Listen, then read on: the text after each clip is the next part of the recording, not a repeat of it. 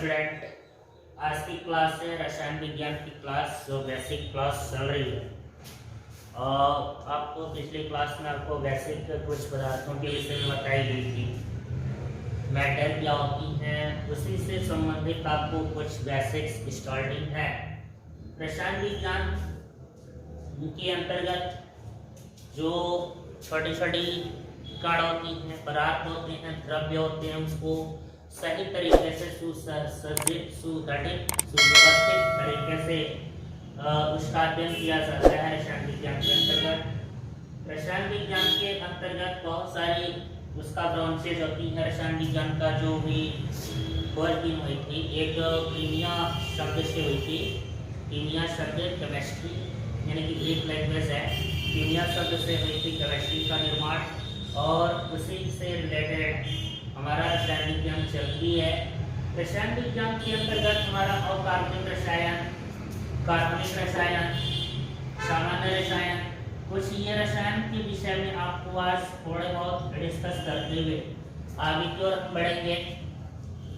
अकार्बनिक रसायन ऐसे रसायन होती हैं जिनके अंतर्गत केवल ऑक्साइडों का और सल्फाइडों का विशेष तौर से अध्ययन किया जाता है। ऑक्साइड से रिलेटेड, सल्फाइड से रिलेटेड और कार्बनिक रसायन के अंतर्गत अध्ययन किया जाता है। वैसे कुछ तत्व होती हैं, उन तत्वों के विषय में अध्ययन की जाती है। ये हमारा इनऑर्गेनिक केमिस्ट्री होती है।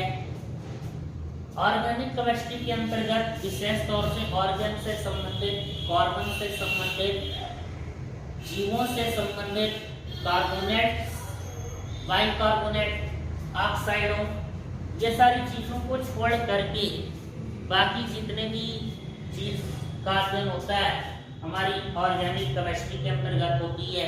ये अलग अलग ब्रांचेज होती हैं। केमिस्ट्री की ब्रांचेज अलग अलग होती हैं, जिनमें हम अलग अलग प्रकार की अलग अलग स्ट्रक्चर को हम अध्ययन करेंगे।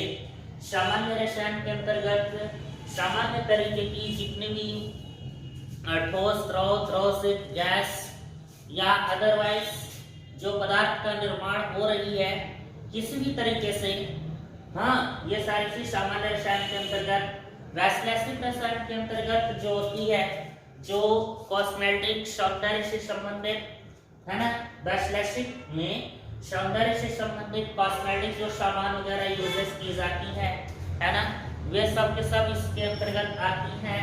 जीव रसायन के अंतर्गत का मतलब ये होता है कि जीवों से संबंधित अध्ययन की जाती है। बायो है ना, बायो से संबंधित जो भी चीजें हैं, जैसे कि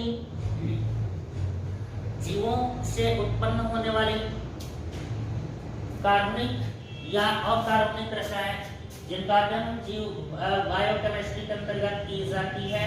जीवों की रसायन यानी कि बायोकेमिस्ट्री के अंतर्गत। नाभिकीय रसायन का मतलब ये होता है कि ऐसे रासायनिक पदार्थ जो नाभिक के कण, जो इलेक्ट्रॉन, प्रोटॉन, न्यूट्रॉन होते हैं, नाभिक के अंतर्गत से निकलने वाली ऊर्जा जो होती है नाभिकीय ऊर्जा या नाभिकीय विखंडन या नाभिकीय संलयन, वो नाभिकीय रसायन के अंतर्गत यूजेस की जाती हैं।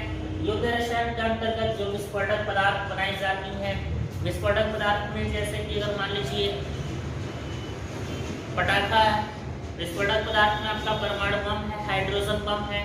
नाभिकीय संलयन से, नाभिकीय विखंडन से उत्पन्न होने वाली जो ऊर्जा है उसका यूजेस हम इस युद्ध रसायन, ये अलग अलग जो ब्रांचेज बनी हुई ना, सब की कैटेगरी हमारा केमिस्ट्री ही आती है। ये कृषि रसायन की अगर हम बात करें, एग्रीकल्चर केमिस्ट्री, जो भी कृषि से संबंधित, खेती बाड़ी से संबंधित जो उर्वरक बनाए जाते हैं, खाद बनाई जाती हैं, तमाम दवाइयाँ बनाई जाती हैं, मेडिसिन बनाई जाती हैं, ये सब के सब कृषि रसायन और औषधीय रसायन के अंतर्गत आती हैं। औषधीय रसायन का मतलब पेड़ पौधों से जुड़ा हुआ जो भी हमें तत्व मिलती है, प्रकृति से मिलने वाले जो भी हमें तत्व मिलती है, एलिमेंट्स मिलते हैं विद द केमिस्ट्री, ये सब के सब मिला करके हम किसी न किसी नए तत्वों का आविष्कार करते हैं, नए तत्वों की खोजबीन करके और नए लेवल पर वर्क किया जाता है। ये सब केमिस्ट्री के अंतर्गत आने वाली कुछ ब्रांचेस थी। ये अगर रसायन विज्ञान की महत्व की बात करें तो रसायन विज्ञान बहुत ही इम्पोर्टेंट चीज है, जिसकी वजह से प्रकृति में कोई ऐसी तत्व नहीं है बताया तो था कि पदार्थ एक ऐसी पदार्थ उसे कहते हैं जो स्थान घेरता है। वह लेवल क्या है?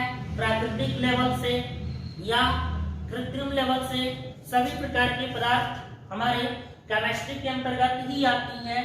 और इन पदार्थों से बनने वाले नए तत्व, नए यौगिक, नई मिश्रण, नई चीज, यह हमारा रसायन विज्ञान को वेरीफाई करता है।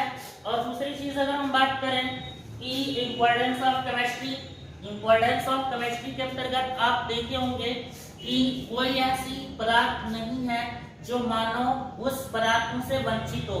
जैसे मान लीजिए शरीर के अंदर हमें भोजन ही करना है, तो भोजन में हमारी vitamin, protein, carbohydrate, glucose, enzymes, ये सब क्या है? केमिस्ट्री। नाइट्रोजन, ऑक्सीजन, हम श्वास लेते हैं, ऑक्सीजन, कार्बन डाइऑक्साइड गैस छोड़ते हैं, ये हमारा क्या है? यौगिक है ना? Carbon dioxide, nitrogen gas, hydrogen gas, helium gas, नमक, NaCl, शुगर, ये सब क्या है? ऑल द थिंग्स, ये सब के सब केमिस्ट्री है। और केमिस्ट्री के अंतर्गत ये चीजें अगर ना होती तो हमारा जीवन संभव नहीं होता। व्यक्ति का जीवन, जीवों का, जो भी जीव जंतु है, पेड़ पौधे हैं, इन सभी चीजों का जीवन संभव नहीं होता अगर ये मेंटली फॉरवर्ड स्टार्टिंग में जितने बने हुए तत्व पाए जाते हैं। आजकल की आधुनिक मेंटली फॉरवर्ड स्टार्टिंग में जितने भी तत्व हैं, S block, P block, D block और F ब्लॉक के सभी तत्वों को अगर हम देखें तो ये सब के सब केमिस्ट्री है। और ये केमिस्ट्री यदि ना होता, बहुत इंपॉर्टेंट है अपने जीवन लाइफ में, कि अगर ये केमिस्ट्री नहीं होता तो मुझे ऑक्सीजन नहीं मिलती, और यदि ऑक्सीजन नहीं मिलती तो मुझे जीवित रहने में असंभव। या पेड़ पौधे को कार्बन डाइऑक्साइड गैस ना मिले, पेड़ पौधों को, तो पेड़ पौधे भी ना नहीं रहेंगे। पेड़ पौधे और जो मानव होता है, जीव जंतु होते हैं, जानवर होते हैं, ये सब के सब एक दूसरे से अटैचमेंट होते हैं विद केमिस्ट्री के द्वारा। वायुमंडल, पृथ्वी पर जितने भी एटमॉस्फेयर हैं, ये सभी वायुमंडल में अनन्य प्रकार की गैसेस पाई जाती हैं, अनन्य प्रकार के लिक्विड पाए जाते हैं, अनन्य प्रकार के सॉलिड पाए जाते हैं। इसकी पिछली क्लास में मैंने बेहतरीन तरीके से डिस्कस किया था कि what is solid and what is liquid and what is gas. ये सब चीजें हैं क्या, इनके विषय में पिछली क्लास में आपको समझाया, डिस्क्रिप्शन में आपको मिल जाएगा। उसको बेहतर तरीके से अगर आपने देखा होगा तो बेस्ट है, अगर नहीं देखा हमने तो फिर एक बार देख लीजिएगा। ठोस, द्रव, गैस का कैसे हम ट्रांसमिशन करते हैं, यही हमारा पूरा। अगर कोई भी पदार्थ ब्रह्मांड में उठा लीजिए और उस पदार्थ को अपने हाथ में लीजिए और उससे कवर कीजिए, उससे पूछिए कि यह पदार्थ किस अवस्था में है, तो आपका जवाब मिलेगा या तो ठोस, नहीं तो जवाब मिलेगा नहीं द्रव, और यदि अगर ठोस और द्रव नहीं होंगे तो मिलेगा गैस। इन तीनों अवस्थाओं में ही पाई जाती है ये ठोस, द्रव, गैस विद केमिस्ट्री। केमिस्ट्री एक ऐसी ब्रांच है जिसमें वह पदार्थ या तो ठोस में पाई जाएगी, नहीं तो द्रव में पाई जाएगी, नहीं तो गैस में पाई जाएगी, सॉलिड, लिक्विड, गैस। और इसकी फॉर्मेशन होती है, ट्रांसफॉर्मेशन होती है। और ट्रांसफॉर्मेशन में थोड़ी सी हम डिस्कस करेंगे। जो ठोस होता है वो ठोस अगर संगलक यानी कि मेल्टिंग होती है किसी लेवल से, अगर उसको डिग्री सेल्सियस या डिग्री फ़ारेनहाइट अगर टेम्परेचर दी जाती है तो संगलन होती है, मींस मेल्टिंग होती है, और एक मेल्टिंग पॉइंट पर वह लिक्विड में ट्रांसपोज कर जाती है। वही लिक्विड अगर हम उसका टेम्परेचर और इंक्रीज करते हैं और वही टेम्परेचर बढ़ती हुई द्रव क्या होता है, वाष्पीकृत हो जाता है, वेपरेशन में आ जाती है, स्टीम बन जाता है और गैस बन जाती है। इसी गैस को संघनन यानी कि संघनित कर दी जाती है, उसको, है ना, यह आ जाएगा हमारा द्रव में। और द्रव को अगर हम फ्रीज कर देते हैं तो आराम से आ जाता है, इसमें जमने वाले में जम जाता है। तो आपको ये चीज पिछली क्लास में बता दी गई है। ठोस, द्रव, गैस आपस में ठंडे गर्म होते हैं तो ट्रांसमिट हो जाते हैं, ट्रांसपोर्ट हो जाते हैं, ट्रांसफर हो जाते हैं। और एक चीज मैं बता दूं कि ठोस से अगर डायरेक्ट गैस के रूप में अगर कोई पदार्थ मुक्त कर जाती है तो ध्रुवपातन कहलाता है, और यदि गैस से डायरेक्ट ठोस बन जाता है निक्षेपण कहलाता है। ये चीज आपको लर्न होना चाहिए। ये आज की क्लास हमारी कुछ बेसिक क्लास की जो केमिस्ट्री के अंतर्गत ये जितने भी मैंने अलग अलग सेक्टरों का नाम लिया, कार्बनिक रसायन, अकार्बनिक रसायन, सामान्य रसायन, वैश्लेषिक, सौंदर्य से संबंधित जीव रसायन, ये सभी के सभी जो रसायन तत्वों के का ये मैंने नाम लिया, ये सब के सब अलग अलग ब्रांच होते हैं लेकिन होती है केमिस्ट्री। ये सब होती है रसायन। और इन सभी रसायनों का ही उपयोग हमारे ह्यूमन लाइफ में बहुत इंपॉर्टेंट को दर्शाता है। और इसी के साथ मैं मतलब अपनी क्लास को एंड कर रहा हूँ।